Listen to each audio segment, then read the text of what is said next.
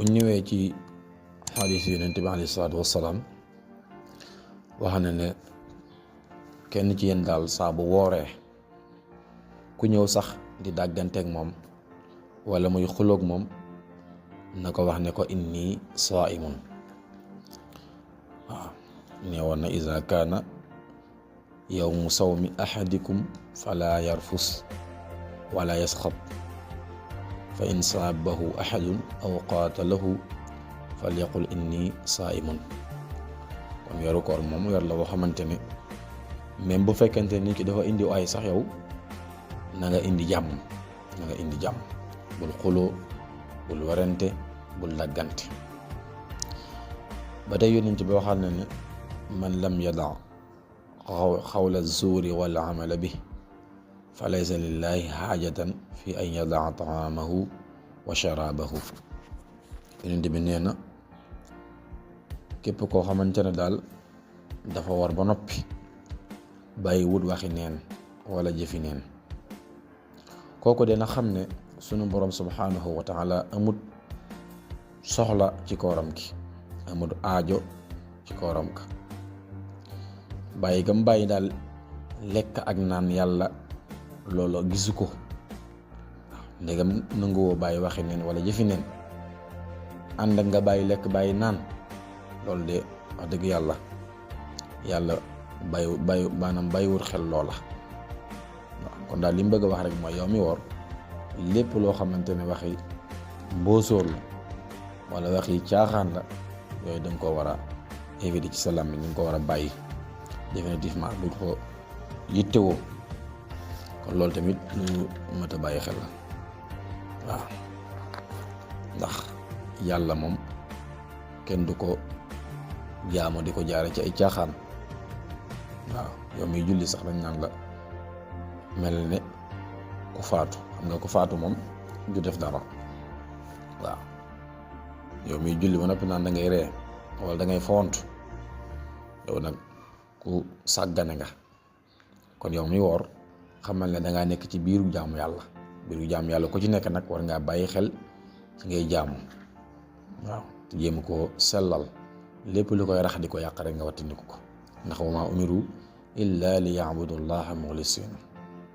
yàlla daal digal ñu jaamu ko, lu dul jaamu ko ñu boole kook sellal nag mooy fexe ba lépp lu koy rax di ko yàq rek nga génne ko ci. kon yow mi woor na nga fekk sa làmmiñ ci yëpp wax joo xamante ne ju ñaaw la.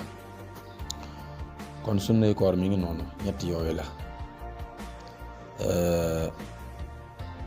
gaaw a dog bu la wóoree na jant bi sonn, ak yéex a xëdd tamit am na luñ ci fàttee leeral, mooy yow mi koy sikki sàkk ndax weesu na wala weesugut, su boobaa dañ naan la bàyyil ba am ci profil leer nañ.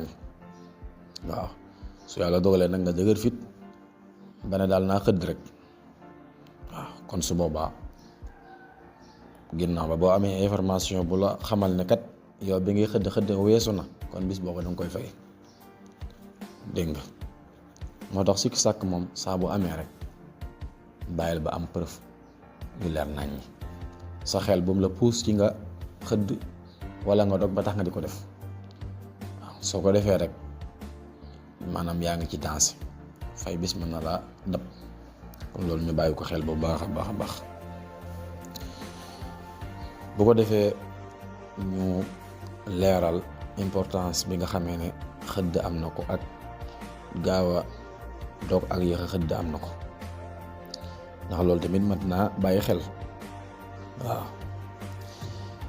yonent bi alayhi salaatu wassalaam boo xam ne ci xadis bu wér boo xamee ne muttafaqun alayhi la, mu ne laa yazaalu nnaasu bi xayrin maa ajjalul fitra. yonent bi nee na nit ñi daal duñu dañ ci aw yiw bi fekk ñu ngi gaaw a dog. ñu mel ne gaaw a dog bokk na ci li ñuy jural aw yiw. waaw kon loolu tamit mat naa bàyyi xel.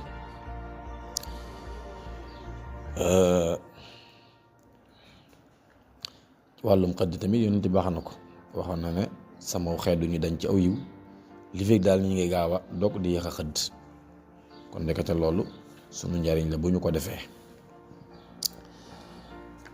ba tey ñëw na ci xadiisu abi hurayrata radiallahu anhu mu ne yonente bi sallallahu alayhi wa sallam dafa wax ne suñu borom subhanahu wa taala moo wax ne ahabu ibadi ilayya ajaluhum fitran.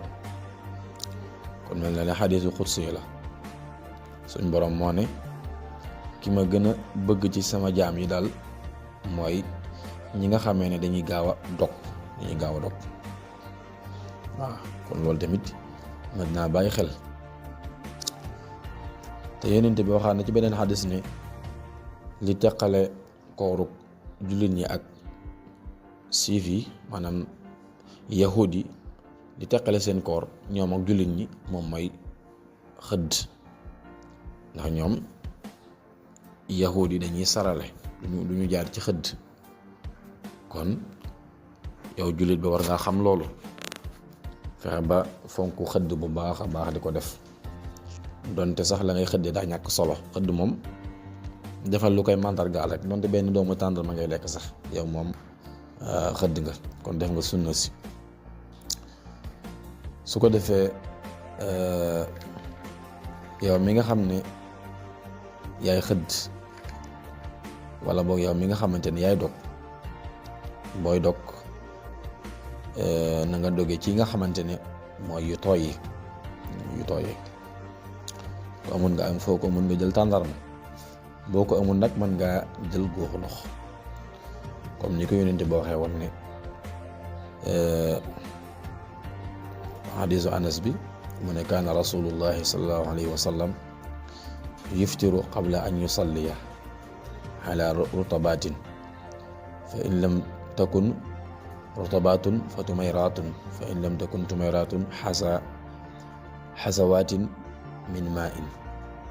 kon yonent bi moom gis nga ne daan dog laata muy julli, te bu daan dog yemi njëkk jiital ndegam am na ko mooy yu tooy yi.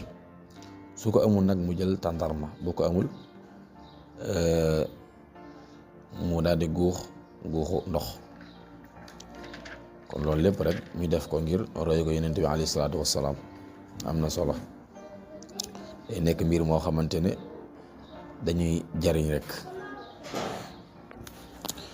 su ko defee nañ fàttalee ne yow mi nga xamee ne dangaa toll ci waxtu dog, bëgg nañu ngay bari la ay ñaan lool loolu tamit lu am solo la. waaye bul sa xel daal bu mu dem ci ndogali ba nga fàttee ñaan waxtu woo, kon waxtu nangu ñaan la. dañ ci bàyyi xel bu baax a baax waxtu ba ngay doge na nga ñaan say soxla, ndax amul kenn koo xamante ne yaa ngi dox te sa xel mi daal amul ay soxla yu ci nekk. kon nag na ngay ñaan suñu borom subhanahu wa taala mu defal la ko. kon xam naa foofu la ñuy yemale jotaay bi, di ñaan suñu borom subhanahu wa taala defal ñu dégg ak topp ak ug jëriñ. wassalaamu aleykum wa rahmatullahi wa barakatuhu.